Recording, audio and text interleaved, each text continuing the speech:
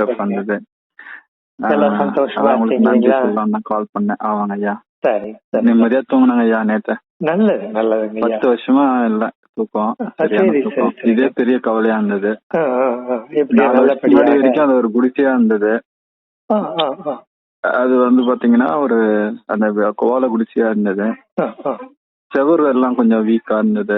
அதே பயம் எனக்கு. அம்மா தனியா இருக்காங்களே, எப்படி இருப்பாங்களோ, சாப்பிட்டாங்களோ, செவுரு ஏதாவது சாஞ்சிருமோ. அப்புறம் பின்னாடி வந்து சர்பம் வந்துட்டே இருக்கும், வந்து போயிட்டே இருக்கும்.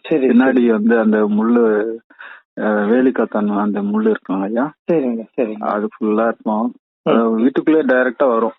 வந்து பாட்டுக்கு வந்து போயிட்டு இருக்கோம். அது வந்து எதுவும் பண்ணாது. பட் இருந்தாலும் பயம் ஒரு பாடா இருக்கும் இல்லைங்களா? ஆமா ஆமாங்க ஐயா. இப்ப நான் 3 வருஷத்துக்கு முன்னாடி ஸ்டார்ட் பண்ணி பாதிலே நின்னுச்சு. அதுக்கப்புறம் இப்பதான் அதை கம்ப்ளீட் பண்ண முடியுது. ஐயாவுடைய ஐயாவின் அருளால ஆமாங்க ஐயா பூர்த்தி அடைஞ்சிருச்சு. கம்ப்ளீட் பண்ணலான்ட்டு இருந்தாங்க ஐயா.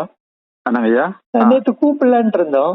சரி சரி சரி. வீடு கிரக பிரவேச வேலையா இருப்பீங்க, இல்ல பூஜைகள் பிஸியா இருப்பீங்க. ஆமா ரொம்ப பிஸியா தான் இருந்தோம். முடிச்சதுக்கு அப்புறம் பேசணும்னு இருந்த டயர்ட்ல தூக்கம் இல்லாதனால அப்படியே படுத்து தூங்கிட்டேன். கண்டிப்பாங்க.